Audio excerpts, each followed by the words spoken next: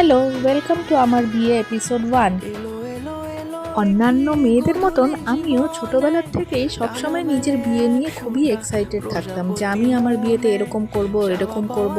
তো সেই জন্যই ঠিক করেছিলাম যে নিজের বিয়ের মোটামুটি যতটুকু পারবো সব কাজ নিজের হাতেই করব। তো বাস, এইবারে আমি বসে গেছিলাম নিজের ব্লাউজে সেলাই করার জন্যে। বাইরে খুঁজতে জানলাম যে ব্লাউজে এমব্রয়ডারি করার জন্যে 6,000 টাকা নাকি লোক চার্জ করে। তখন আমি ঠিক করলাম নিজে যখন অল্প স্বল্প ড্রয়িং পারি তো কেন না এই চেষ্টাটা আমি নিজেই করি। কিন্তু এই চেষ্টায় কিন্তু আমি একা ছিলাম না, ছিল আমার সঙ্গে আরেকজন।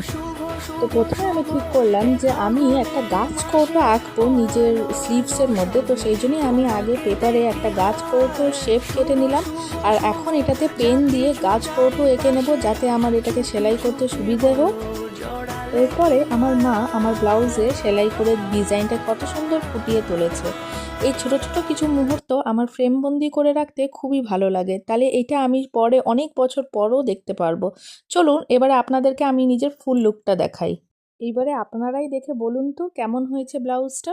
ভালোবাসা আর ফিলিংসে সেজে উঠলো আমার বৃদ্ধির ব্লাউজ।